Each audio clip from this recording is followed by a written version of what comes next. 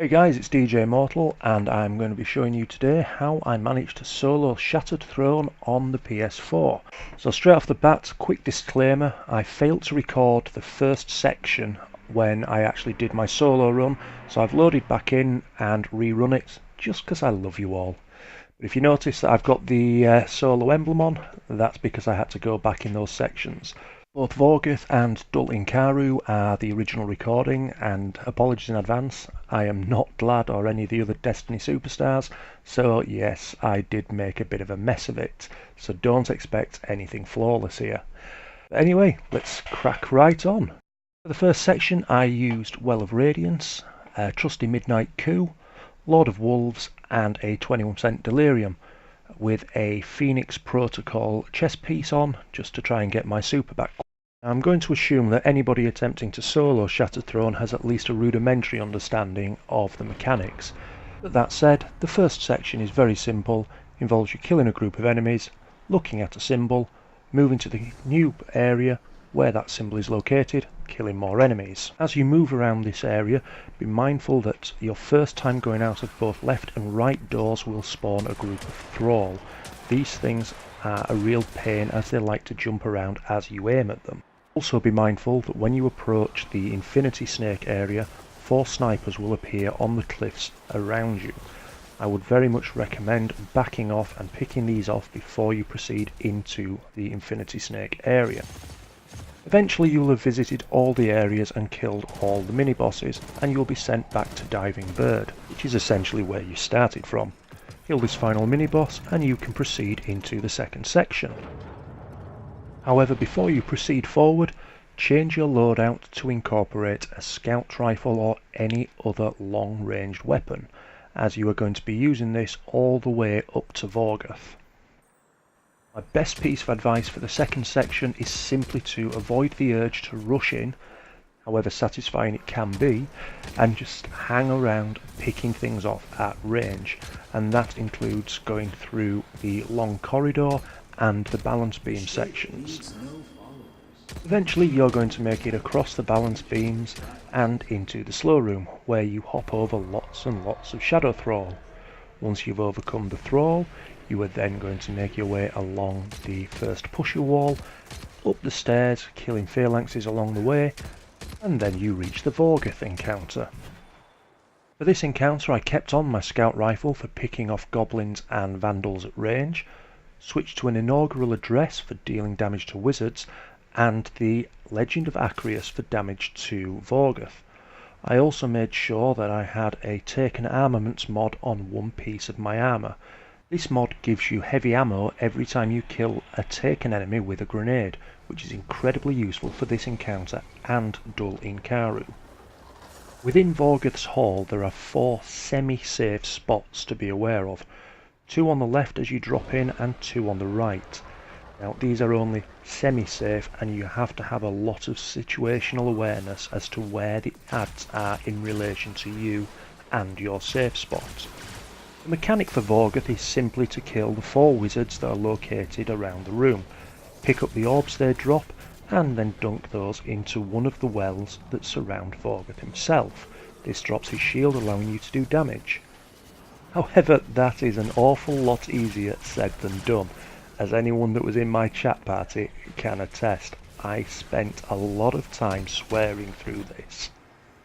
The strategy I used was to take down all the small adds prior to dealing any damage to the wizards, and that included cross-map shooting the vandals and goblins that were on the right hand side and at the back relative to where you enter.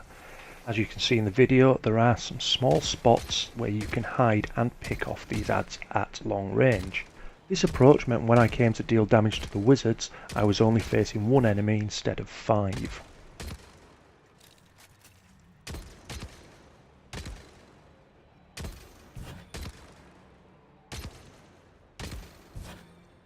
Once I'd killed all the small adds that I could see, I proceeded to bring the health down on the rear wizard.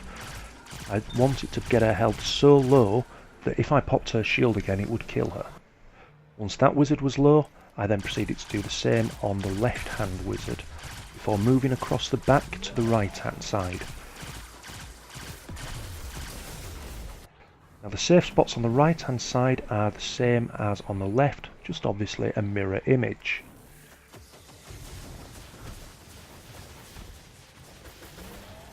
So once I made it across to the right hand side, I proceeded to take out the third wizard. Once dead, I ran forward, picked up the orb, and then worked my way clockwise around the room, taking out the rear wizard and then the left wizard. Now you've probably realised that I haven't done any preparation work on the fourth wizard yet, and the simple reason for this was that I just could not find a consistent safe zone of any kind at that end of the room. So my plan was to arrive at the fourth wizard with no ads remaining, with as much time left on my petitioner's mark as I could possibly manage. This would allow me to take her down from full health. So once she was finally dead, I took a moment to make sure my health was full. As on previous attempts, this had turned out to be a suicide run, picking up the fourth orb, and then headed into cover behind one of the wells. But remember that you have 45 seconds from picking up the fourth orb before you have to dunk in one of the wells.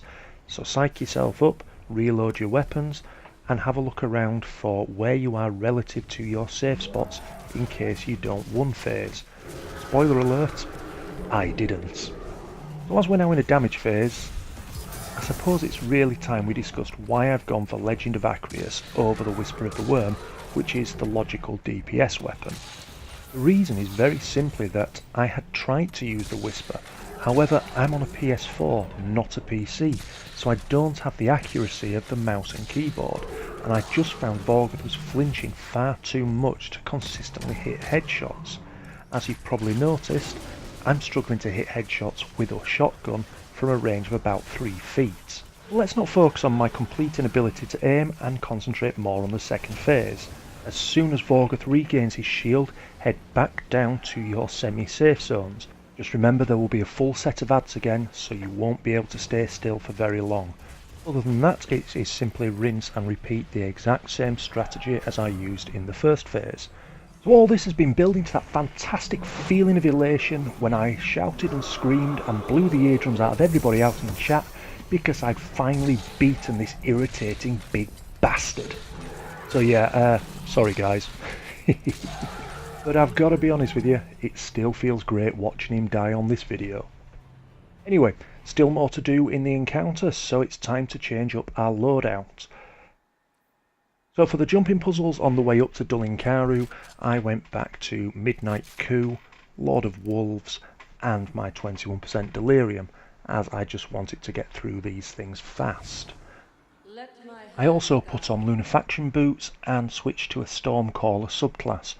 This is primarily for the Dullinkaru encounter, but it is good fun along the way to fry a few ads.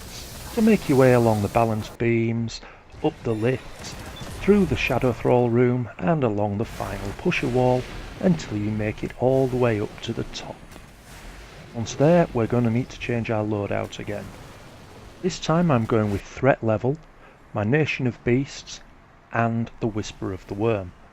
Again, Stormcaller and Lunafaction boots, and most importantly, a piece of armour that has the Taken Armaments mod on it. This is to allow me to get heavy ammunition from killing Taken with grenades, and you'll notice as we go through this that I do still throw my grenade at the Scions before I activate my super. So to begin with, I waited for Whispered Breathing to come up, then put 2 shots into the heads of each of the 3 knights. And this is a very similar strategy that I'm using to the Vorgoth encounter. My plan is simply to get all 3 knights down low before I go for a damage run. So as soon as the Scions come in, I throw my grenade and then activate my super. I found the biggest challenge in this encounter was managing the Scions. Once they start multiplying, one enemy can become 10 incredibly quickly. And it's for this reason that I've used the Stormcaller subclass, as it wipes out groups of enemies very quickly. Once the Scions were dead, I moved over into one of the safe spaces on the left and right and continued to damage the knights. If the knights get too close, I'm going to jump around the outside of the area from one platform to the other to escape them. Now this has an additional benefit that the enemies will continue to run to the point that they saw you last. This means that the knights are going to continue to walk towards the area I just left, which allows me additional time so that I can continue to do damage to them. When Doinkaru conjures the crystal, I'm just going to run back where we entered the area and jump on top of one of the statues and wait for my super to recharge before repeating the whole process once again. However, this doesn't make for a particularly exciting video, so I'm just going to edit that bit out for you.